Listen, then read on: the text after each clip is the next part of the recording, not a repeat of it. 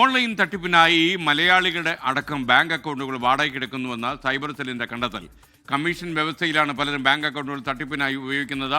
കോട്ടയം, കോഴിക്കോട്, കണ്ണൂർ സ്വദേശികൾ അക്കൗണ്ടുകൾ നൽകിയതായി കണ്ടെത്തി. ടോബി ജോൺസൺ കോട്ടയത്ത് നിന്ന് വിലപ്പെട്ട വിവരവുമായി ചേരുന്നു. പറയൂ Toby, good morning. Good morning എസ്കെൻ. ഓൺലൈൻ തട്ടിപ്പുകൾ നമുക്കറിയാവുന്നതുപോലെ വിവിധ മേഖലകളിൽ സജീവമായി നടക്കുന്നുണ്ട്. പലതവണ ഇത് സംബന്ധിച്ചുള്ള മുന്നറിയിപ്പുകൾ നൽകിയിട്ടും ഇത്തരം ഓൺലൈൻ തട്ടിപ്പുകൾ തുടർച്ചയായി നടക്കുകയാണ്. ഈ ഒരു പശ്ചാത്തലത്തിലാണ് സൈബർ സെൽ അടക്കം വിശദമായിട്ടുള്ള അന്വേഷണത്തിലേക്ക് കടന്നത്. അതിന്റെ പശ്ചാത്തലത്തിലാണ് അതായത് ബാങ്ക് അക്കൗണ്ടുകൾ, സാധാരണക്കാരായിട്ടുള്ള അല്ലെങ്കിൽ മലയാളികളുടെ അടക്കം ബാങ്ക് അക്കൗണ്ടുകൾ ഇതിനുവേണ്ടി ദുരുപയോഗം ചെയ്യുന്നുണ്ടെന്ന് കണ്ടെത്തിയത്. ദുരുപയോഗം ചെയ്യുന്നു മാത്രമല്ല, പലരും ചെറിയ ലാഭങ്ങൾക്ക് വേണ്ടി ഇത്തരം ബാങ്ക് അക്കൗണ്ടുകൾ, അവരുടെ വിവരങ്ങൾ ഈ തട്ടിപ്പിന് വേണ്ടി, തട്ടിപ്പ് സംഘങ്ങൾക്ക് വേണ്ടി നൽകുന്നു എന്നാണ് മനസ്സിലാക്കാൻ കഴിയുന്നത്. പലപ്പോഴും ഇത്തരം കേസുകൾ അന്വേഷിച്ച് ചെല്ലുമ്പോൾ അത് ചെന്ന് നിൽക്കുന്നത് ഉത്തരേന്ത്യൻ സംഘങ്ങൾക്ക് നേരെ, അവരുടെ മുന്നിലാണ്.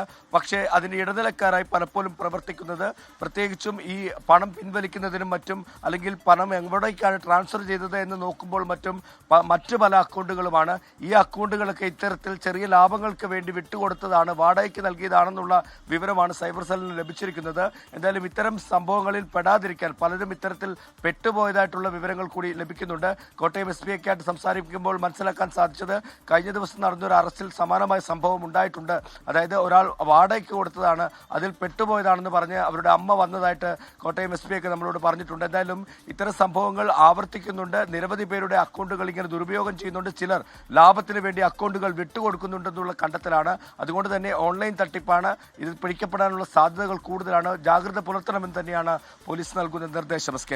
ലോകത്തെവിടെയായാലും ഏത് സമയത്തും 24 വാർത്തകളും ഓഗ്മെന്റഡ് റിയാലിറ്റി പാക്കേജുകളും എക്സ്പ്ലെയിനറുകളും വിശദമായി കാണാൻ ഞങ്ങളുടെ യൂട്യൂബ് ചാനൽ നിങ്ങൾക്ക് സബ്സ്ക്രൈബ് ചെയ്യാം.